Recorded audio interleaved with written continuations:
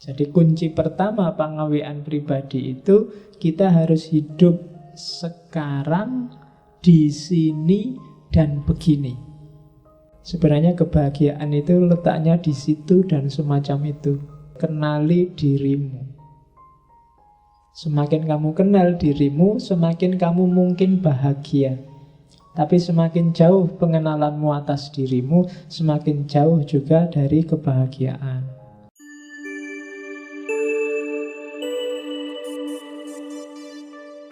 Assalamualaikum warahmatullahi wabarakatuh. Bismillah, mari kita lanjutkan ngaji kita. Hidup itu yang paling enak, jangan berlebihan juga jangan kekurangan.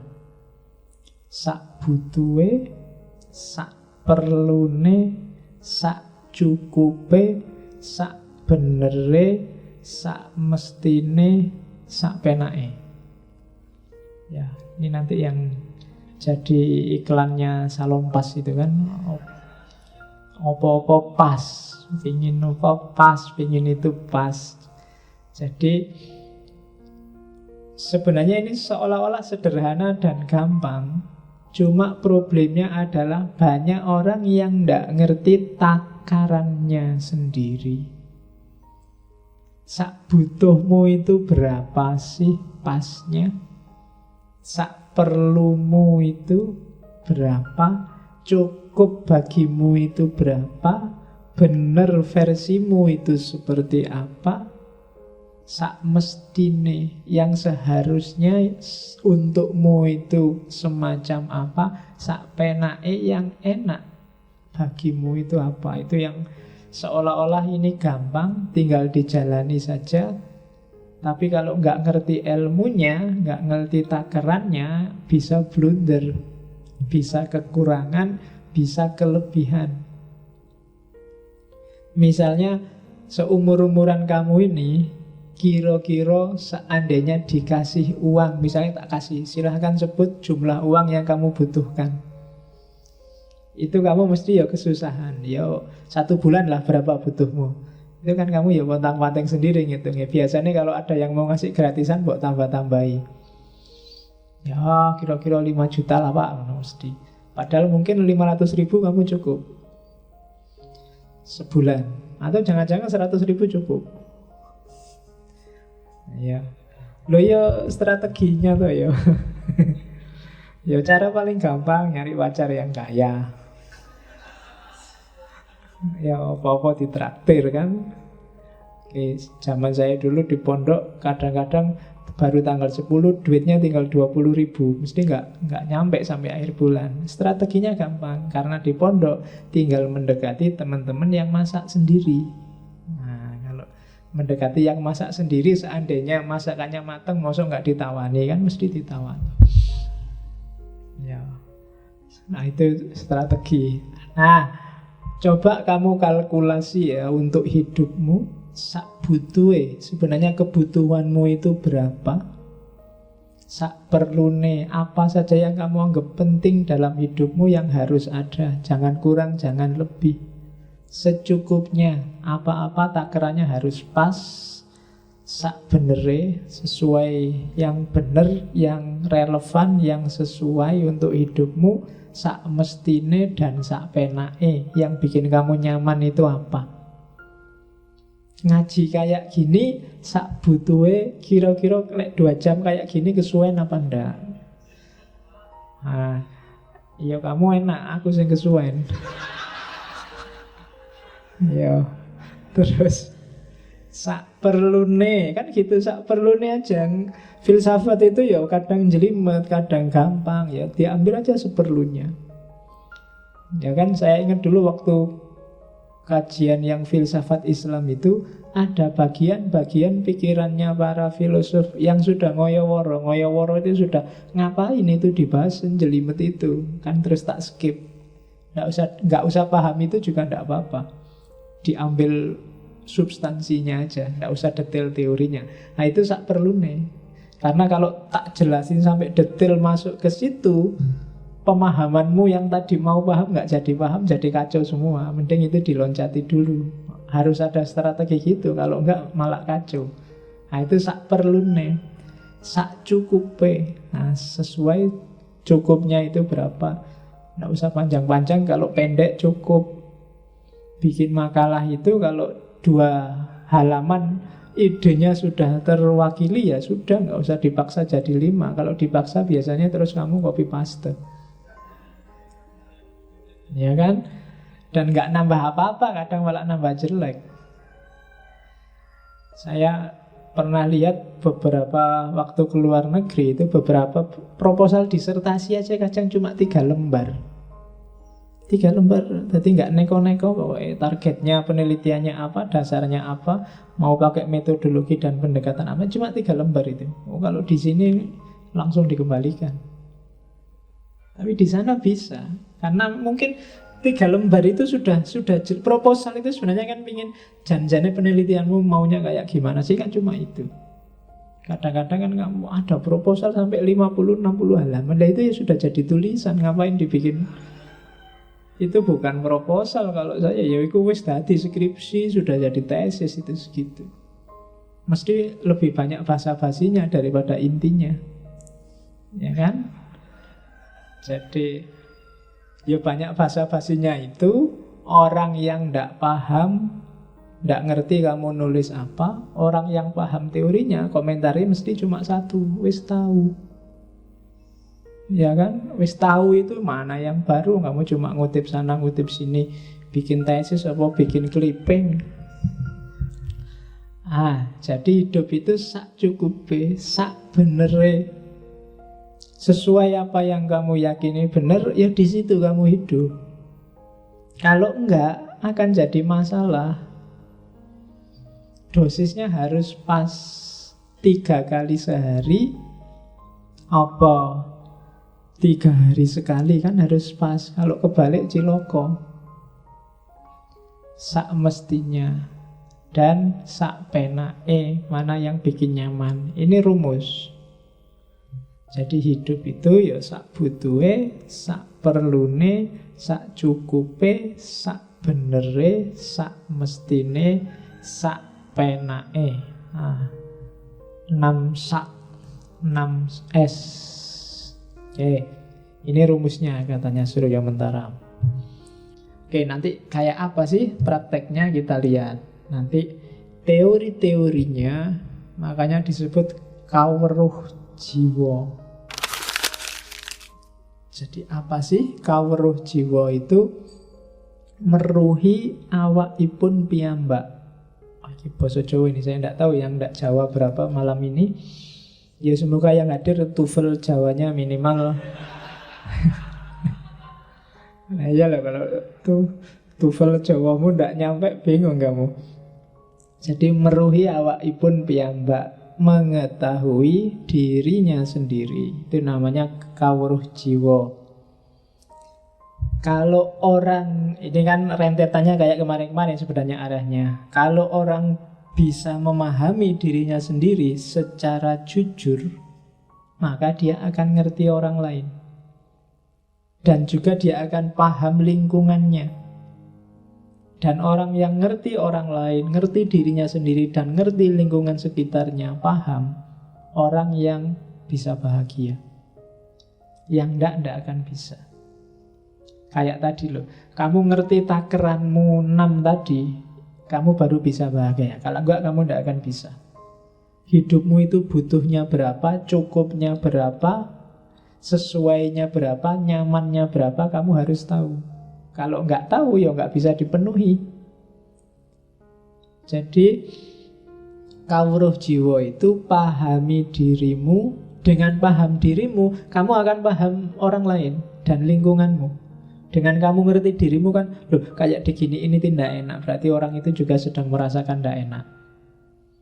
Jadi dengan paham dirimu, kamu akan paham orang lain. Nanti kalau dilanjutkan kayak Ghazali kemarin, ya semakin kamu paham orang lain dan lingkunganmu, semakin kamu akan kenal Allah. Puncak pengetahuan. Dan di situ orang merasakan kebahagiaan sejati. Dan kebahagiaan yang sejati itu tidak tergantung waktu, tempat, keadaan. Boten gumantung papan, wekdal lan kawontenan. Ndak tergantung waktu, tempat, keadaan. Boten gumantung papan, wekdal lan kawontenan.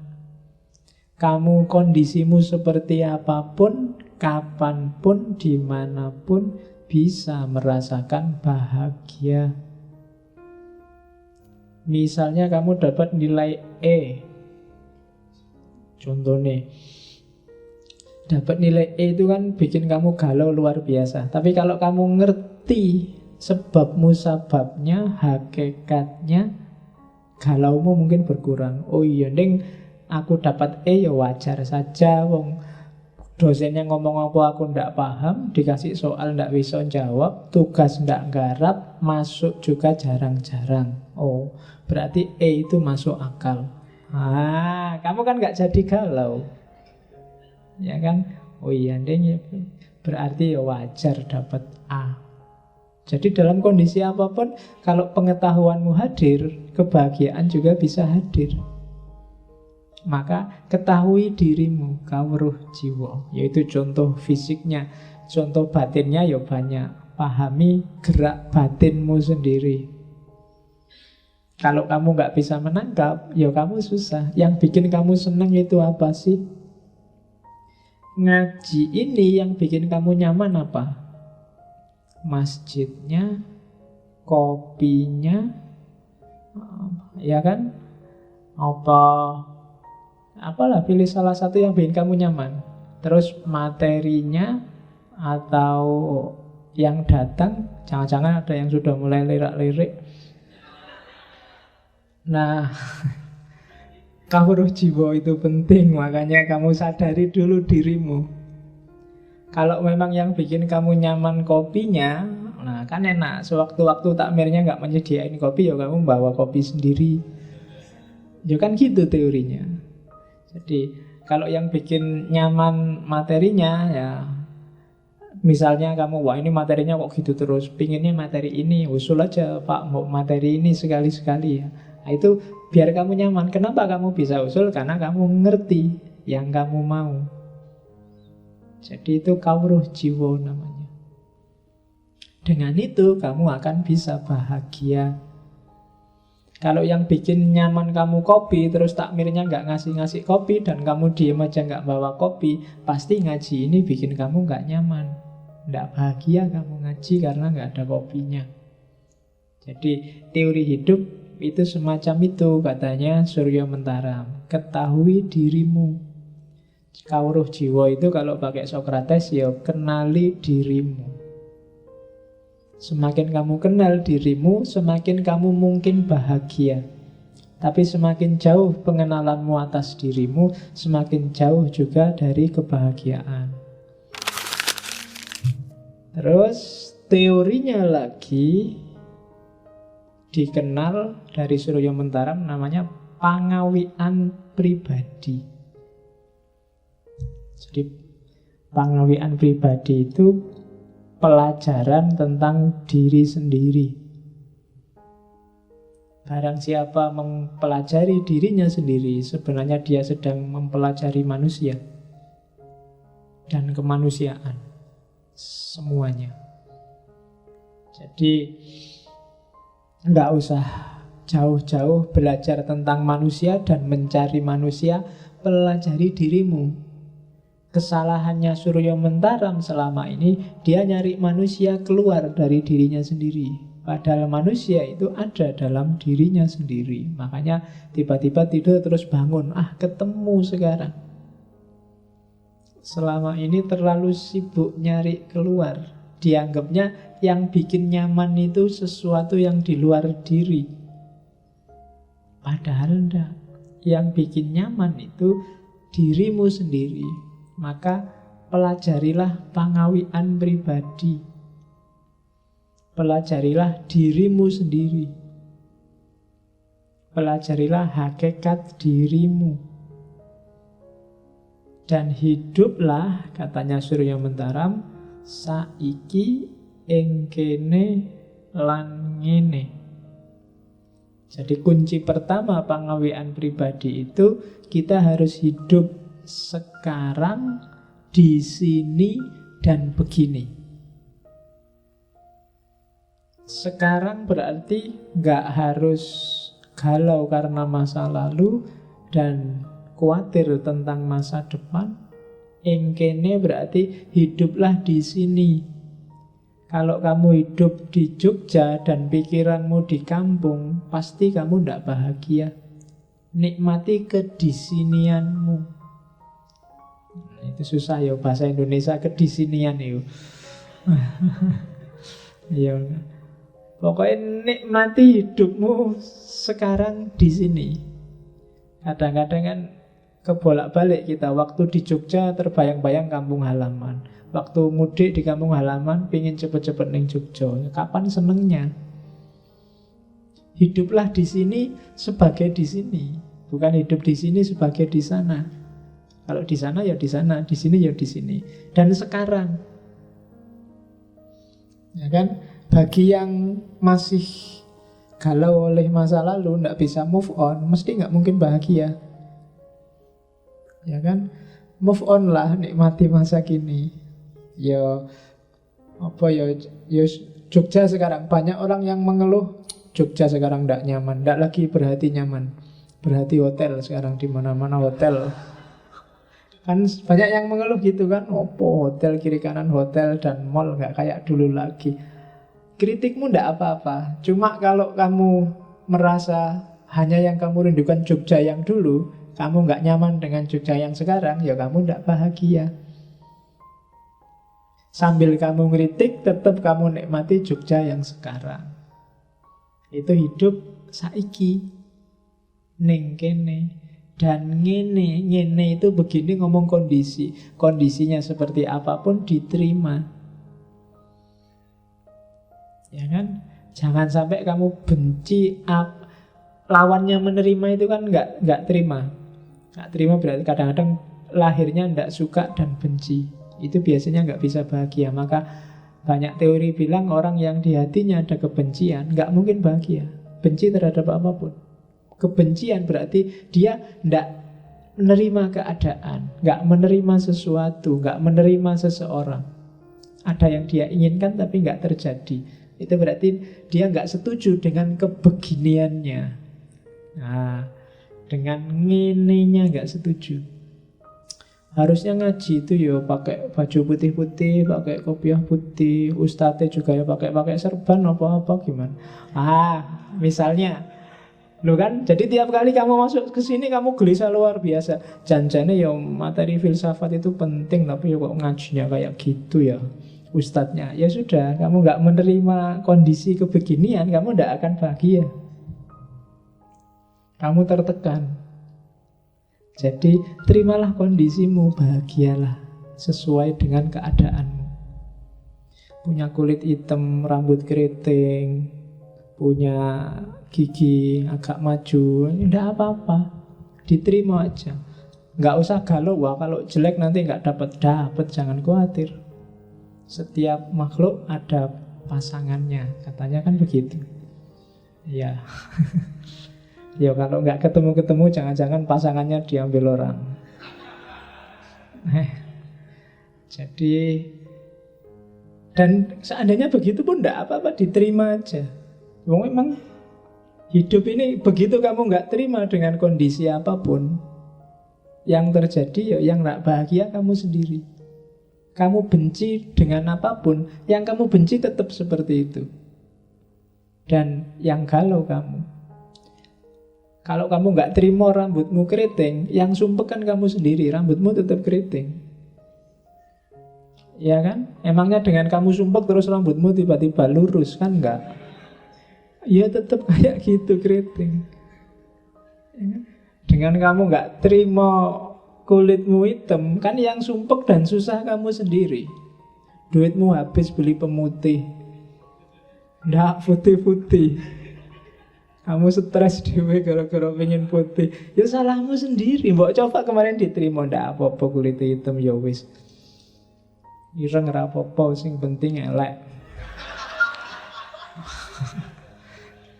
double itu ya, tapi ya diterima aja.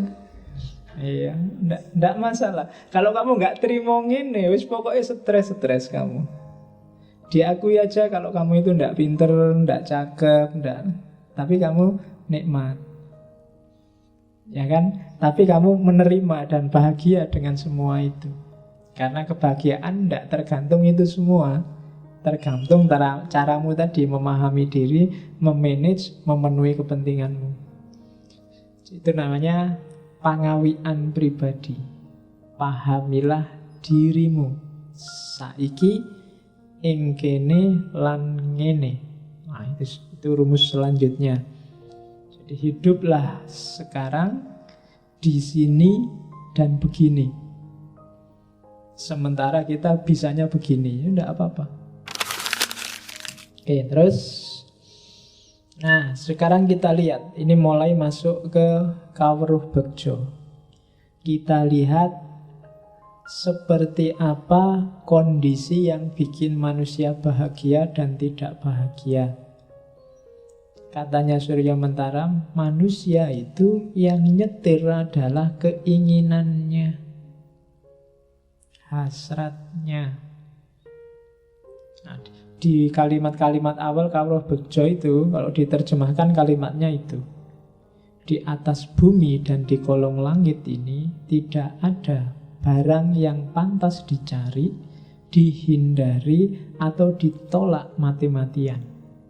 Meskipun demikian, manusia tentu berusaha mati-matian untuk menghindari, mencari, atau menolak sesuatu.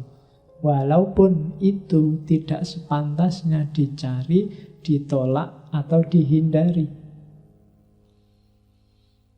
Padahal apa yang dicari atau ditolaknya itu tidak menyebabkan orang bahagia dan senang selamanya, atau celaka atau susah selamanya.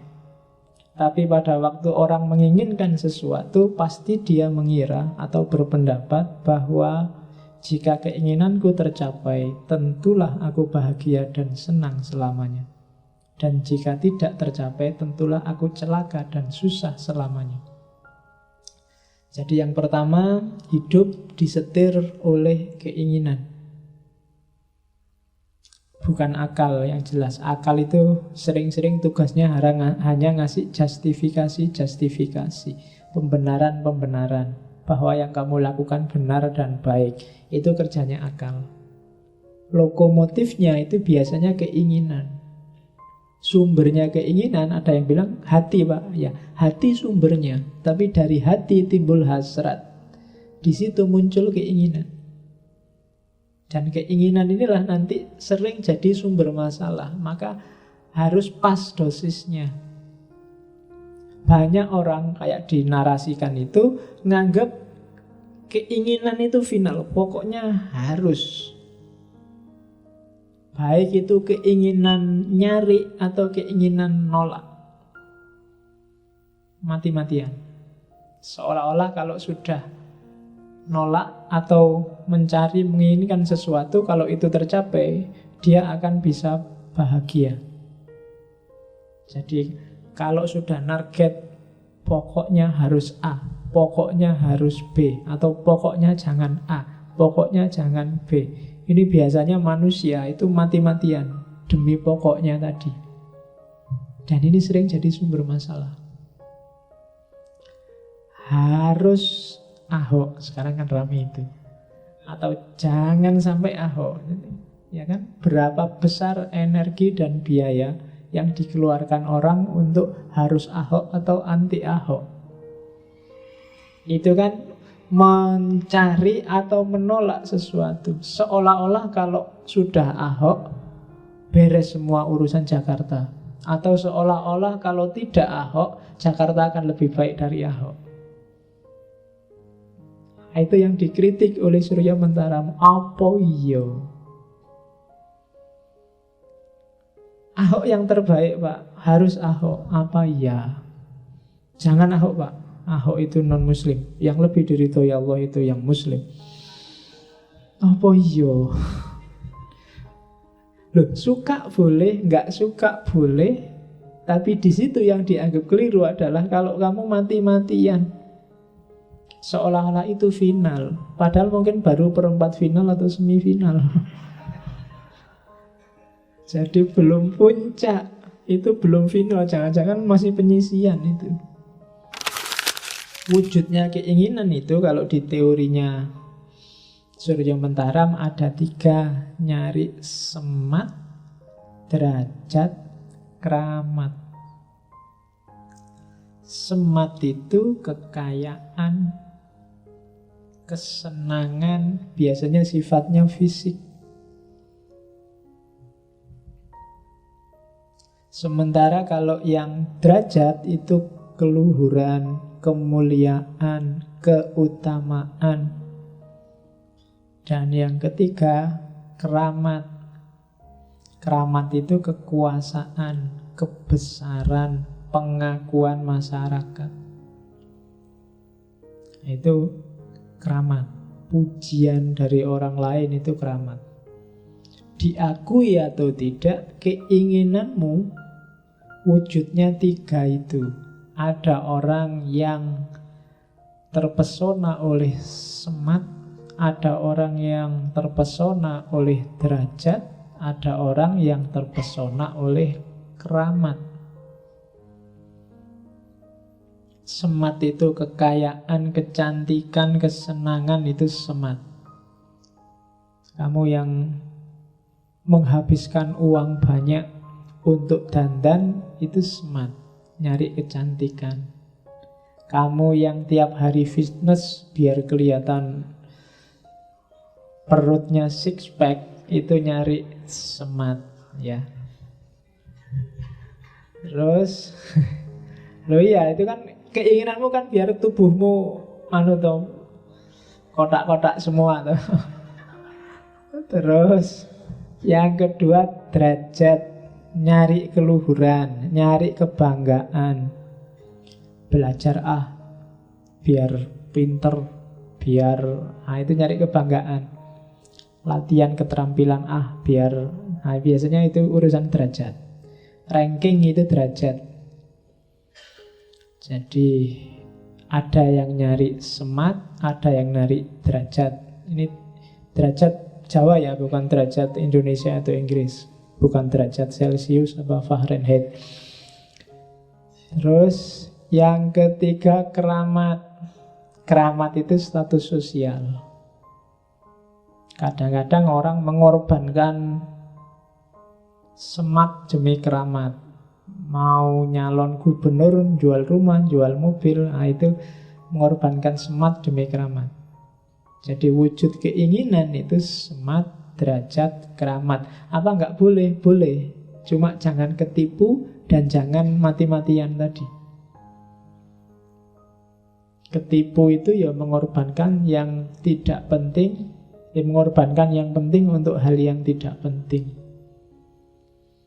Dan jangan mati-matian. Tidak mesti kok kalau ilmumu tinggi, derajatmu, kemuliaanmu pasti, karena kadang-kadang ilmumu hanya untuk pamer, hanya untuk biar orang ngerti kalau kamu pinter. Jadi derajatmu nggak naik meskipun ilmumu tambah. Keramat juga begitu, nggak mesti kalau orang ketemu kamu cium tangan, kalau orang muji-muji kamu terus kamu itu hebat di mata mereka. Banyak yang sekedar basa-basi, ya kan? Jadi keramat. Kalau kamu posting foto di Facebook, Instagram, WA, terus semua temenmu jempol, itu kadang-kadang bukan berarti bahwa mereka muji kamu atau suka padamu, bukan berarti kamu keramat. Ya, jadi itu ya mungkin terpaksa aja. Kalau nggak dikasih ya gimana, kalau nggak ada ya gimana. Jadi wujud keinginan itu 3, semat, derajat, keramat. Teori selanjutnya, dia punya teori molur dan mungkret. Ya agak susah.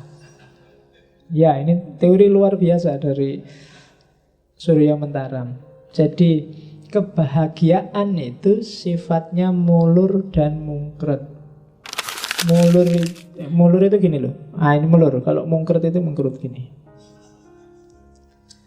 Kok kamu ketawa? Isi kepalamu apa? Oke, jadi mulur itu katanya Surya Mentaram, kebahagiaan itu sifatnya mulur. Kamu tadi target apa, begitu targetmu kena, biasanya nggak berhenti di situ, kamu nambah. Nggak pernah manusia itu mandek dengan keinginannya, selalu nambah. Ya kayak tadi loh, misalnya saya targetnya IP, yang penting kumlot lah Pak.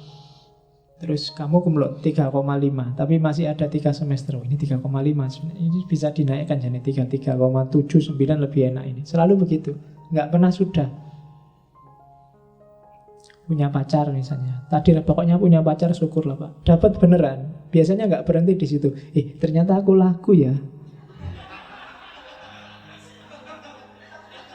Kan terus mikirnya gitu kamu. Jangan-jangan masih ada yang lain yang mau. Loh tadi jarine sing penting ngono, saiki mulai milih. Kan selalu begitu. Jadi tidak pernah orang itu mandek dengan keinginannya. Dia selalu nambah. Ketika tercapai dia mesti terus nambah lagi. Asal punya rumah itu syukur Pak. Nah, punya rumah bener. Wah ini rumah ini harusnya dibikin gini. Ini harus nambah lagi kan. Ditingkat lah, dibikin apalah, levelnya naik lagi. Nanti rumahnya tingkat, wah ini kalau cuma 1 tidak bisa, anakku 3. Wah ini harus punya lagi nih kan. Tidak pernah mandek. Orang selengkap Abu Rizal Bakri kan masih pingin nambah lagi, nggak pernah berhenti.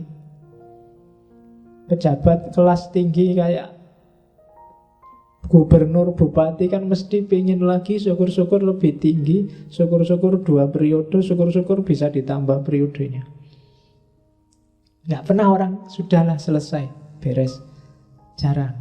Biasanya keinginan itu biasanya selalu mulur, memanjang terus. Nah, cuma kadang-kadang nggak tercapai keinginanmu. Kalau nggak tercapai, mungkret.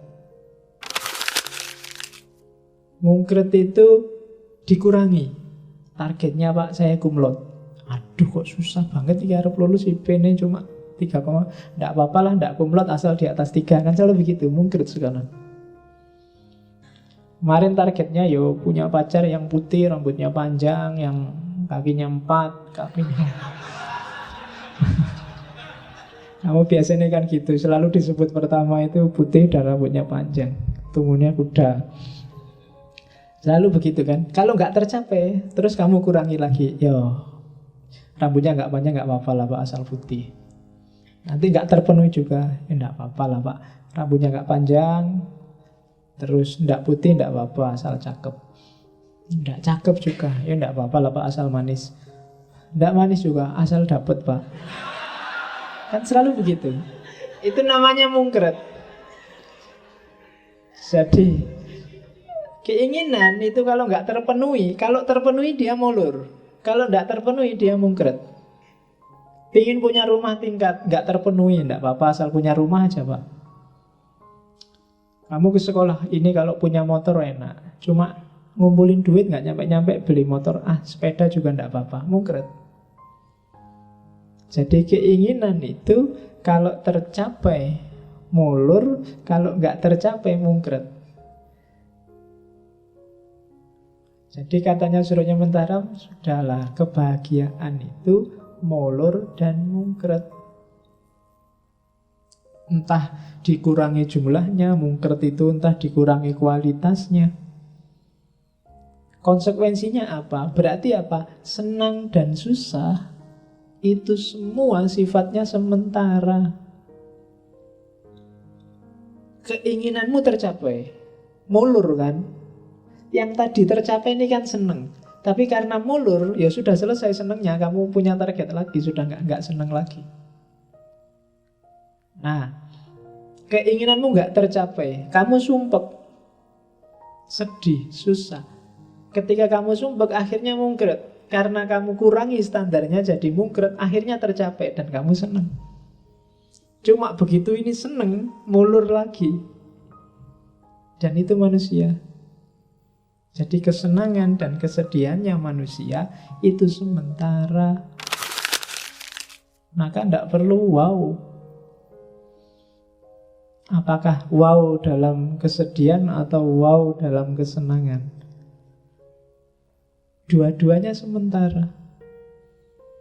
Kamu IP-mu 4 misalnya, kan ada target yang lain ya. Pas IP 4 itu seneng, tapi kan terus IP 4 pengen dapat beasiswa luar negeri. Senengmu yang IP 4 tadi hilang, sekarang diganti ambisi untuk dapat beasiswa luar negeri. Tidak ada rasanya lagi senengnya IP 4. Yang ada rasanya sekarang sumpeknya untuk ngejar ke luar negeri.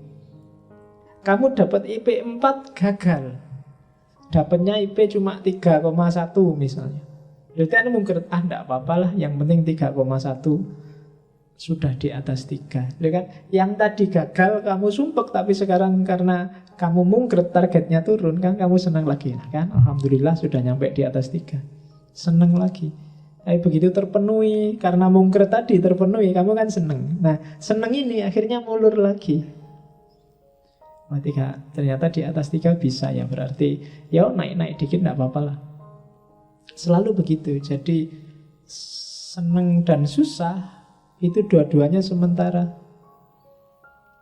Jadi itu teori pertama, teori mulur dan mungkret. Implikasinya ke kesementaraan senang dan susah.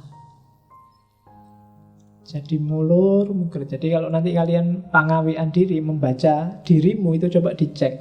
Hari ini targetmu apa saja sih? Terlalu tinggi apa enggak, pas apa enggak, terus sudah tercapai apa belum. Kalau sudah tercapai, kenali dirimu. Kamu ulur kemana lagi itu. Misalnya IP 4, sekarang targetnya ganti Pak, S3 luar negeri, S2 luar negeri. Nah itu kan mulur lagi. Targetnya pokoknya wisuda Pak, enggak sampai ke DO. Alhamdulillah wisuda. Begitu wisuda, kan mulur lagi. Pas wisuda ini seneng karena terpenuhi. Padahal itu kemarin hasil mungkret. Padahal awalnya nggak sekedar wisuda, ya nilainya baik lah 3 ke atas. Tapi akhirnya kan yang penting wisuda. Itu kan mungkret, kamu seneng, mulur lagi, susah lagi, nggak bisa lagi, mungkret lagi, seneng lagi, terus begitu.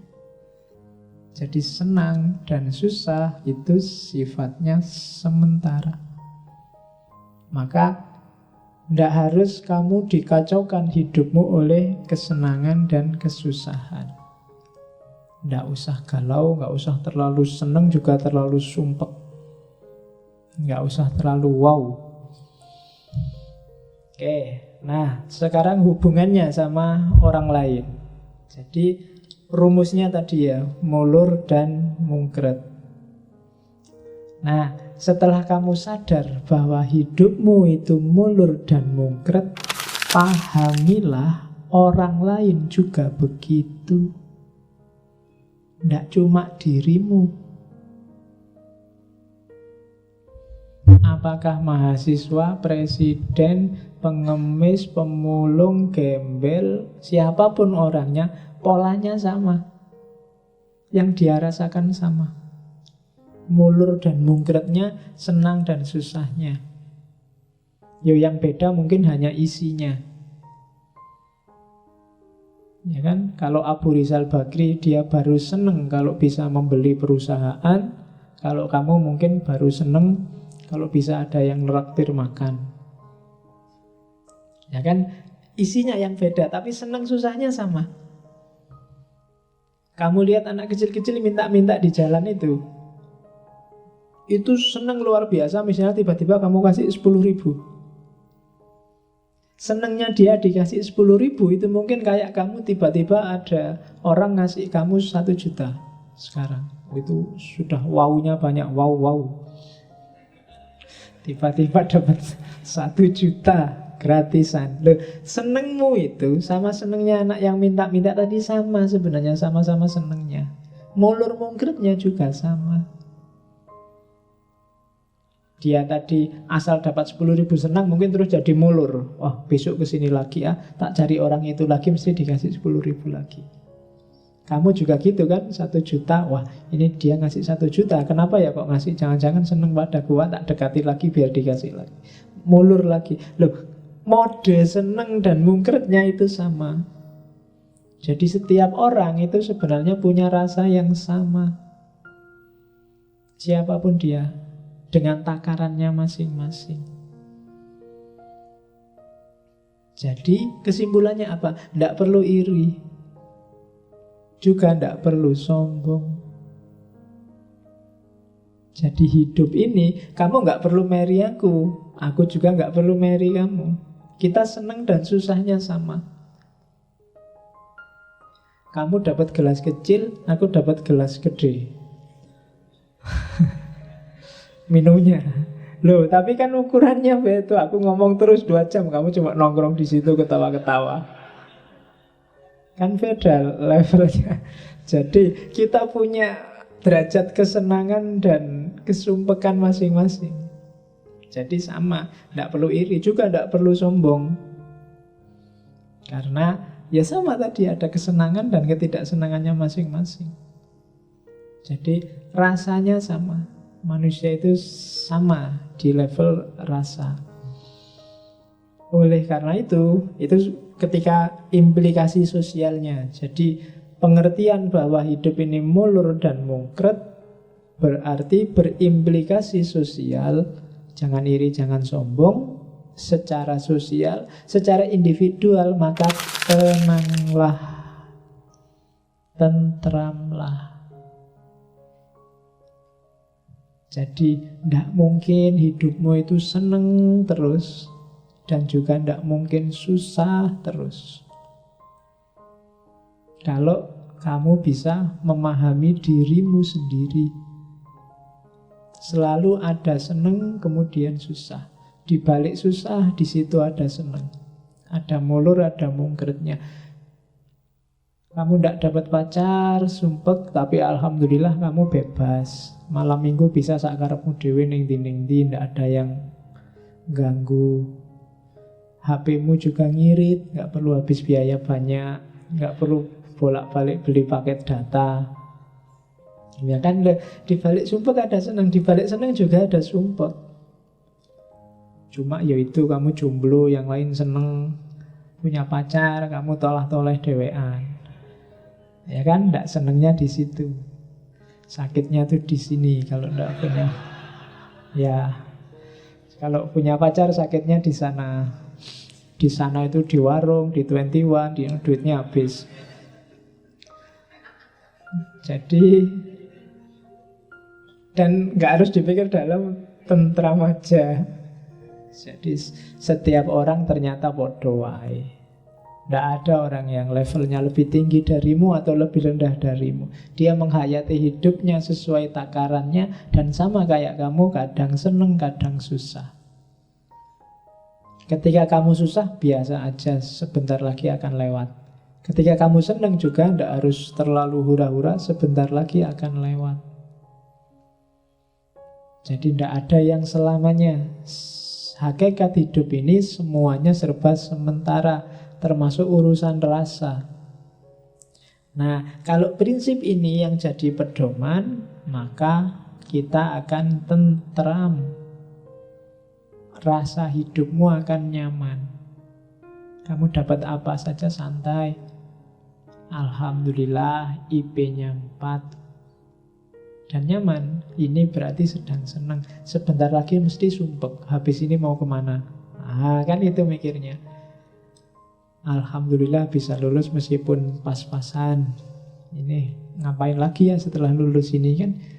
Ada seneng, ada sumpek. Setelah itu pasti sumpek. Jadi babaknya hidup selalu begitu. Selalu habis A ya B, habis hitam ya putih. Dan ini sudah kalau di Surya Mentaram ya itulah rumus.